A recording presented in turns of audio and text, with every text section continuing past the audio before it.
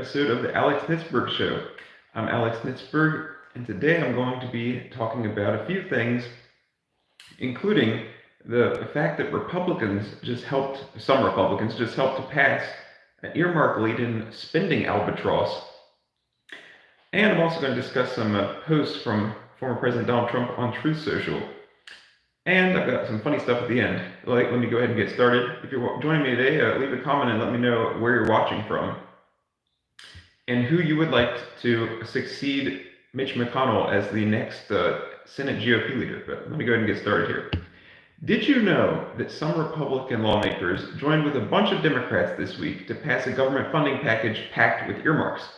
While the GOP has the majority in the House, the albatross of a spending package passed through the chamber in a 339 to 85 vote, with 207 Democrats and 132 Republicans supporting passage. 132 Republicans, I repeat.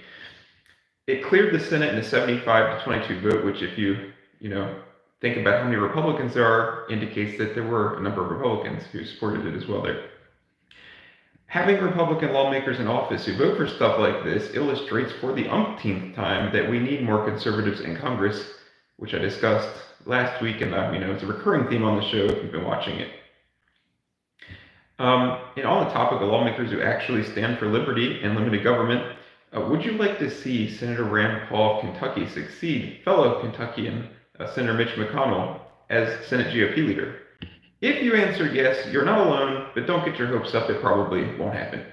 Also, remember GOP Representative Matt Rosendale of Montana, who launched a U.S. Senate bid only to abandon it and then announce a House re-election bid? Well, now he has dropped that re-election bid as well.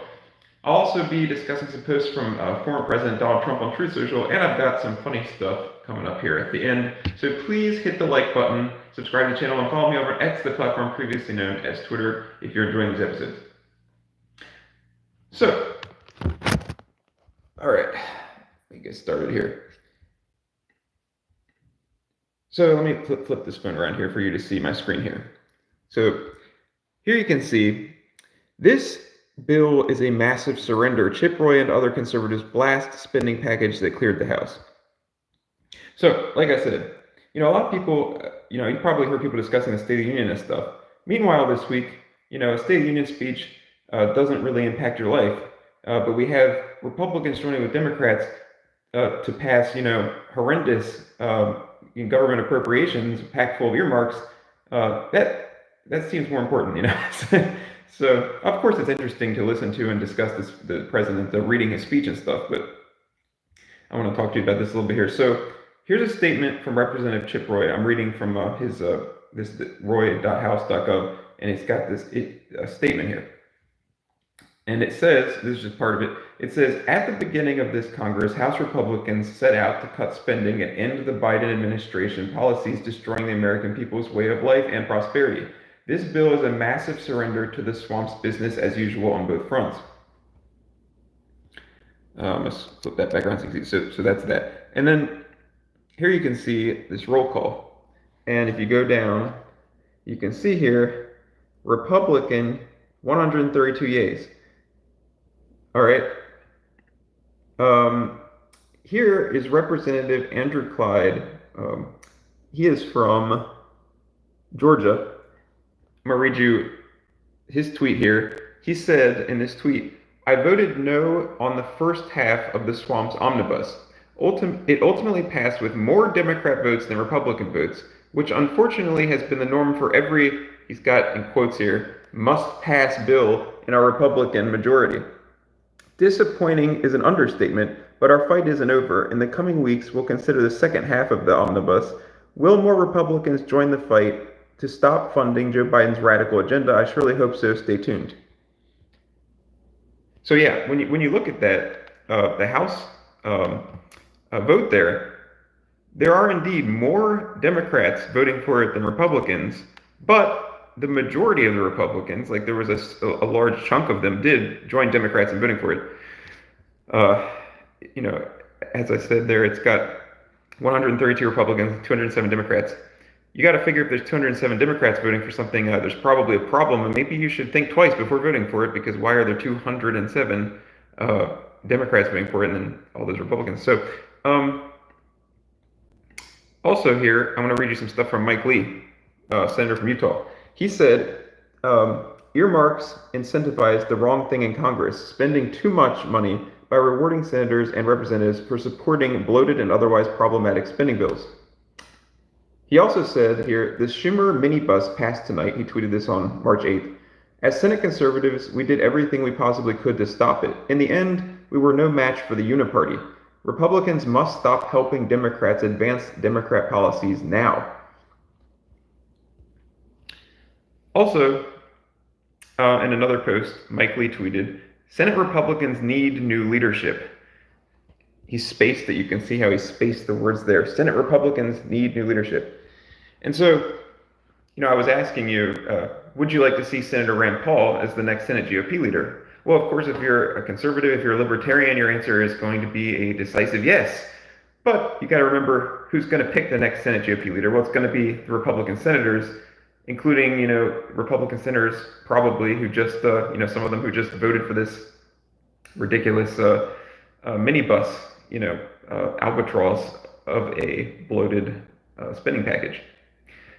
Anyway, so yeah, we're probably not going to get Rand Paul, but here's what I want to show you. Well, before I even get into the Senate leadership thing, I want to show you this clip of Rand Paul speaking about this horrible thing they passed here. Hold on a second.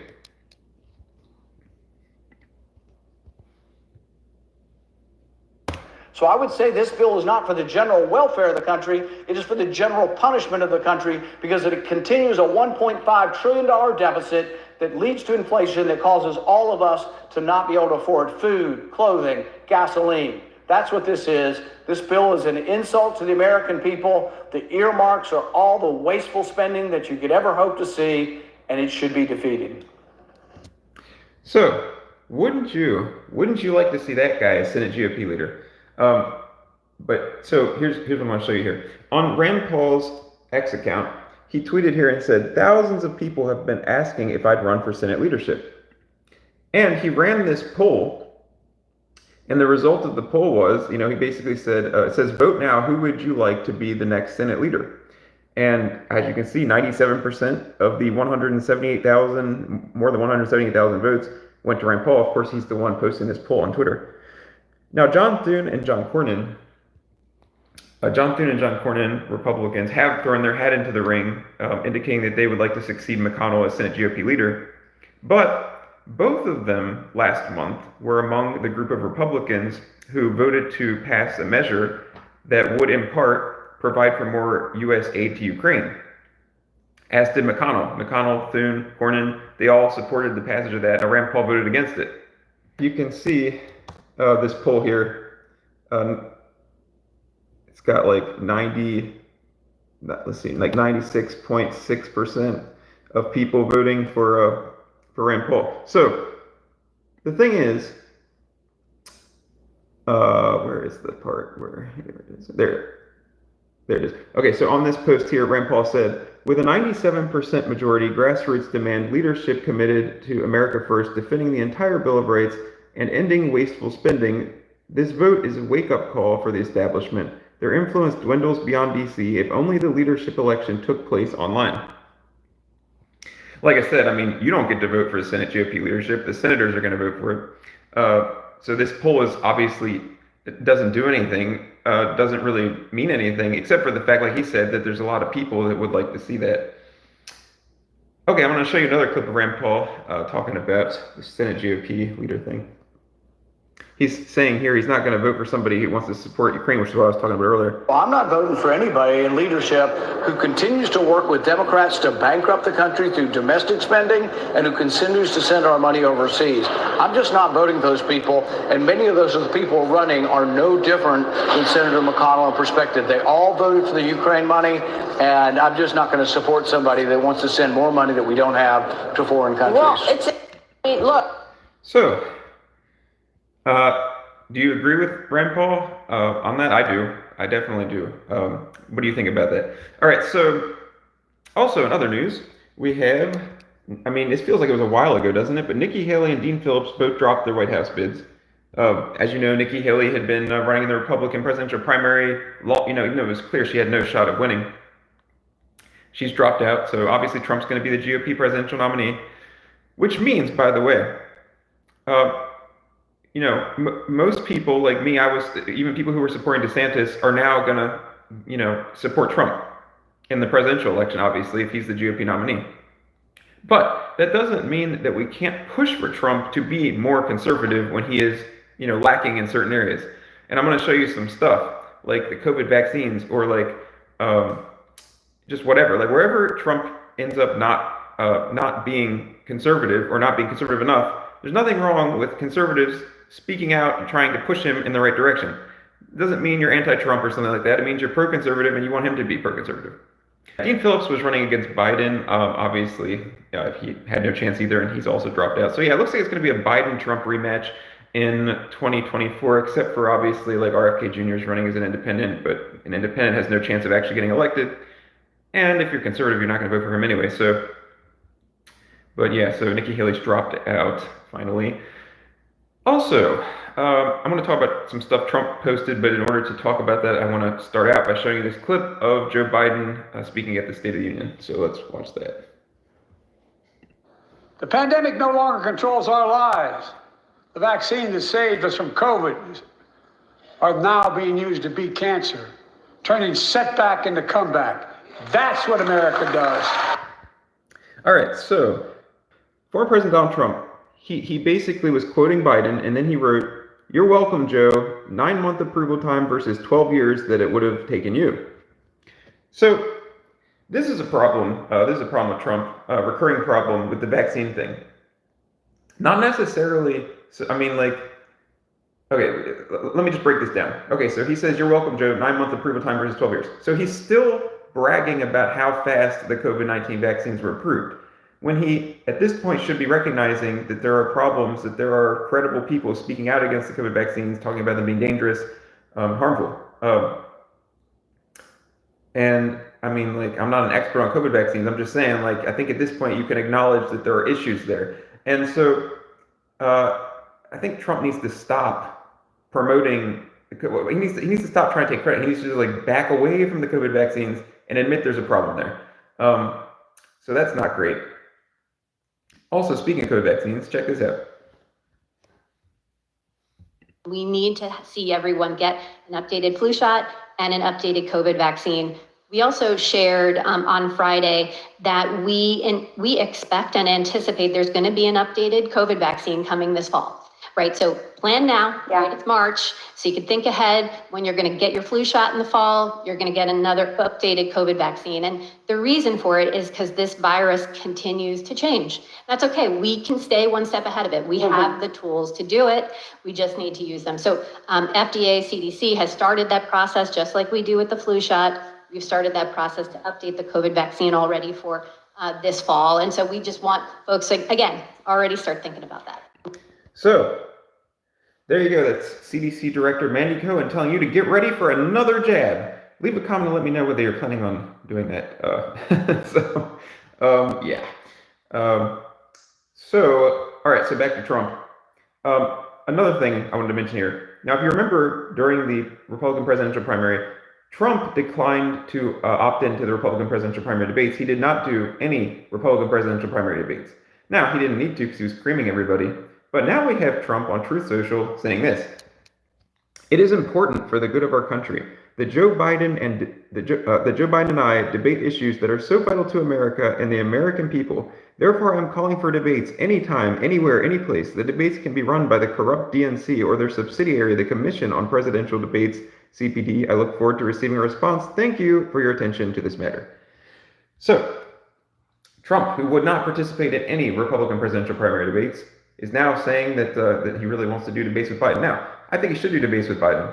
But maybe it would have been nice if he had done some Republican presidential primary debates as well. But anyway. So, also Matt Rosendale. So I was, I'll show you a picture of Matt Rosendale. So I was telling you I was going to talk about this. So that's Matt Rosendale. Remember, I've spoken about on the show before, Matt Rosendale, he launched a U.S. Senate bid. And Mike Lee and Rand Paul endorsed him. But Trump backed Tim Sheehy, a different candidate. And then shortly after launching the bid, Rosendale dropped the U.S. Senate bid. And then later, Rosendale announced he was going to run for re-election to the House. But now he has dropped his House re-election bid, and he's not seeking office at all. So let me show you his statement. He said, and this is a lengthy statement, I'm not going to read you everything, but he said, in fact, I'll start here. He said, at the onset of this election season, at the urging of many, I announced my candidacy for the U.S. Senate. It became very obvious soon after that announcement that the national support and resources necessary to win that seat were not going to be available to me. I withdrew as soon as possible so as not to jeopardize the opportunity for Republicans to secure that seat, and with it, the majority in the U.S. Senate, which is critical for our country. Okay, next page. He says, upon withdrawing from that race, and again at the urging of many, including several of the current candidates, I filed to run for re-election to my current seat. Since that announcement, I have been forced to have law enforcement visit my children because of a death threat against me and false and defamatory rumors against me and my family. This has taken a serious toll on me and my family. Additionally, it has caused a serious disruption to the election of the next representative for Montana 2. To me, public service has truly always been about serving, not titles or positions of power. The current attacks have made it impossible for me to focus on my work to serve you. So in the best interest of my family and the community, I am withdrawing from the House race and will not be seeking office. It has been my honor to serve you, and may God bless each and every one of you. So, yeah, whoops. That is a development there. He is not even running for re-election to the House anymore. So there's that. Okay, and now I promised you some funny stuff at the end of the show here. All right, first of all, here's a tweet from this account on X. It posts funny stuff. It says, do they call it gross pay because it's disgusting to see how much you could have made before they took it all in taxes? It's gonna, I mean, obviously, that's not why, but maybe it should be. So, yeah, I mean, seriously, it seems like, doesn't it seem a little weird that there aren't more people in America that are disgusted by how much of their money is getting sucked up by federal income taxes? Also from Medicare, Social Security, and then your income taxes. The amount of money that the government takes is unacceptable. Unacceptable. And you would think that there would be more of a groundswell, especially around tax time every year, a groundswell of Americans who are like, hey, this is not acceptable that they're taking this much money out. Also, I think it might be better if there wasn't withholding, if people had to just pay it all at once. Instead of having it taken out of your paycheck every week or every 2 weeks or whatever, people really feel the full brunt and the real pain. I mean, like, because when you have it taken out, it's kind of like you're never getting it in the first place, and it's like you don't feel the full, I mean, you can see it. You can see how much they're taking. But don't you think people would feel it more if it was just like all at once at tax time, they owe thousands of dollars? Like, it is mind-boggling that people are okay with this and that they're willing to vote in people who are going to continue the status quo system where we have to pay so much in taxes. You would think people would wake up every tax day, every year. You think people would be waking up and being like, whoa, I need to vote for people that aren't going to support this. And as I point out on the show, it's not like Democrats alone are responsible for the out-of-control federal spending. Many Republicans often play into that as well. Whether it's voting for massive spending packages and that sort of thing. So we need conservatives or libertarians or somebody who's going to slash that federal spending. Okay, one more funny thing here. It says like nothing at all to do with anything really, but it is funny. Look at this. This is thing here that says, yesterday I was walking to an interview.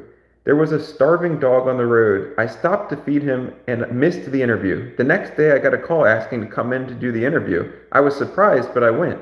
Then the interviewer came in. He was the dog. I just thought that was funny, so I thought I would share it on here because it's amusing. Literally has nothing to do with politics or anything at all, but I thought it was funny. So thank you for watching this episode. Leave a comment and let me know where you were watching from, and also, who would you like to see become the Senate GOP leader after Mitch McConnell? You know, Mitch McConnell announced plans to, he basically said this current term as Senate GOP leader will be his last in that leadership role. So who would you like to see succeed him? Would you like to see Rand Paul, Mike Lee, Ted Cruz, somebody else? So who would you like to see as Senate GOP leader? Sadly, due to the composition of the Senate GOP right now, we're not going to get Rand Paul probably. He probably won't even run. And if he did, he probably wouldn't be able to win. Alas. But yeah, so anyway, thank you for watching this episode. If you enjoyed it, please don't forget to hit the thumbs up button. Subscribe to the channel, follow me over on X, the platform previously known as Twitter. And I will see you later. Also, don't forget to check during the week on this channel. I post shorts during the week that may or may not necessarily end up on the live show. So if you enjoy this show, you might enjoy some of the shorts that I post during the week as well. All right, I'll see you guys later. Don't forget to hit that like button. Bye-bye.